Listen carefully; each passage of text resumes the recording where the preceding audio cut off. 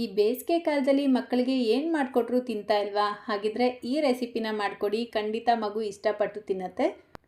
1 ವರ್ಷ ಮೇಲ್ಪಟ್ಟ ಮಕ್ಕಳಿಂದ ಹಿಡಿದು ಎಲ್ಲ ವಯಸ್ಸಿನ ಮಕ್ಕಳಿಗೂ ಮಾಡಿ ತಿನ್ನಿಸ್ಬೋದು.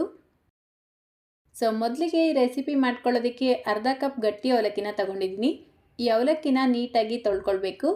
ನೋಡಿ, ಈ ರೀತಿ ತೊಳೆದ್ಬಿಟ್ಟು ಇದಕ್ಕೇನೆ ಒಂದು 4 ಟೀ ಸ್ಪೂನ್ ಮೊಸರು ಸೇರಿಸ್ಕೊಳ್ಳಿ. ಫ್ರೆಶ್ ಆಗಿರುವಂಥ ಮೊಸರು, ಮನೆಯಲ್ಲೇ ಮಾಡಿರುವಂಥ ಮೊಸರು ಉಪಯೋಗಿಸ್ಬೇಕು.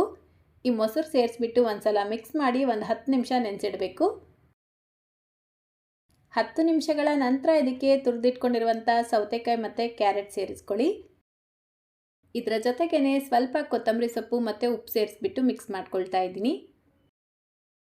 ಇದಕ್ಕೇನೆ ಸ್ವಲ್ಪ ನೀರು ಅಥವಾ ಹಾಲು ಸೇರಿಸ್ಬಿಟ್ಟು ಮಿಕ್ಸ್ ಮಾಡ್ಕೊಳ್ಳಿ. ಈಗ ಗ್ಯಾಸ್ ಸ್ಟವ್ ಮೇಲೆ ಒಂದು ಚಿಕ್ಕ ಪ್ಯಾನ್ ಇಟ್ಕೊಂಡು ಅರ್ಧ ಟೀ ಸ್ಪೂನ್ ಎಣ್ಣೆ ಸೇರಿಸ್ಬಿಟ್ಟು, ಎಣ್ಣೆ ಬಿಸಿಯಾಗಿದ್ದ ತಕ್ಷಣ ಸ್ವಲ್ಪ ಸಾಸಿವೆ ಮತ್ತು ಕರಿಬೇವಿನ ಎಲೆ ಸೇರಿಸ್ಕೊಳ್ಳಿ.